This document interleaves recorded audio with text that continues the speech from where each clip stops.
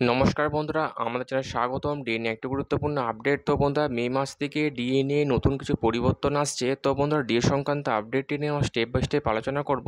তো অবশ্যই আপনারা ভিডিওটি স্কিপ না করে অবশ্যই পুরোটা দেখবেন। তো তার আগে বলে রাখি, যে সকল বন্ধুরা আমাদের চ্যানেলে নতুন, আমাদের চ্যানেলটি পাশে সাবস্ক্রাইব বাটন, সাবস্ক্রাইব করার পর পাশে যে বেল আইকন সেটিও প্রেস করবেন। লেটেস্ট ভিডিও আপডেটগুলি সবার আগে পেয়ে যাবেন।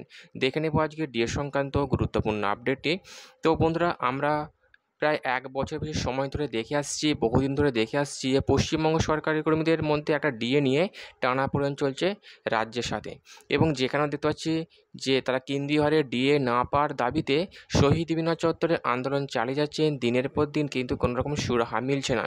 একদিকে মুখ্যমন্ত্রী, অর্থমন্ত্রী, রাজ্যপালকে বারংবার ডিএ বৃদ্ধি চিঠি দেওয়া সত্ত্বেও কোনো রকম উত্তর আসেনি। এমনকি দিল্লির যন্তর মন্তর আন্দোলন চালিয়ে কোনো লাভ হয়নি। যেখানে আমরা দেখেছিলাম কলকাতা হাইকোর্টের তরফ থেকে রাজ্যকে বলা হয়েছিল সমস্ত সরকারি কর্মীদের বকেয়া ডিএ মিটিয়ে দেওয়ার জন্য, কিন্তু সেই রায়কে অগ্রাহ্য করে সুপ্রিম কোর্টের দ্বারস্থ হয় রাজ্য, এবং যেখানে ডিএ মামলা দাখিল করে, এবং যে মামলা এখনও পর্যন্ত সুপ্রিম কোর্টের বিচারাধীন।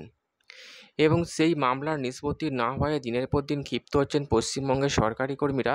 পশ্চিমবঙ্গের সরকারি কর্মীরা যুক্তি খাড়া করছেন যে পশ্চিমবঙ্গ ছাড়া বাকি রাজ্যগুলো যেখানে কেন্দ্রীয় সরকারকে অনুসরণ করে ডিএ পাচ্ছে, সেখানে একমাত্র পশ্চিমবঙ্গে এই মুহূর্তে ষষ্ঠ বেতন কমিশন আওতায় 18% হারে মহার্ঘ ভাতা দেওয়া হচ্ছে, এবং যে বঞ্চনা কোনোভাবে মেনে নিতে পারছেন না পশ্চিমবঙ্গের সরকারি কর্মীরা।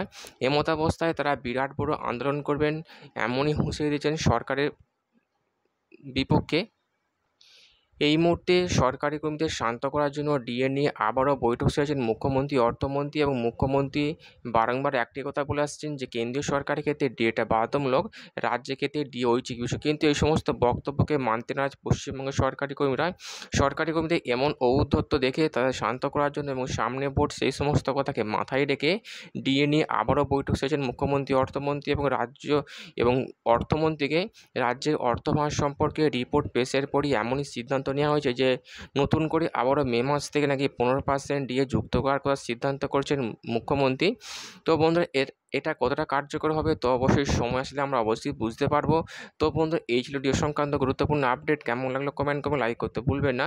পরবর্তী আপডেট পাওয়ার জন্য আমাদের চ্যানেলটিকে সাবস্ক্রাইব করে রাখবেন। থ্যাংক ইউ বন্ধুরা, ভিডিওটি দেখার জন্য।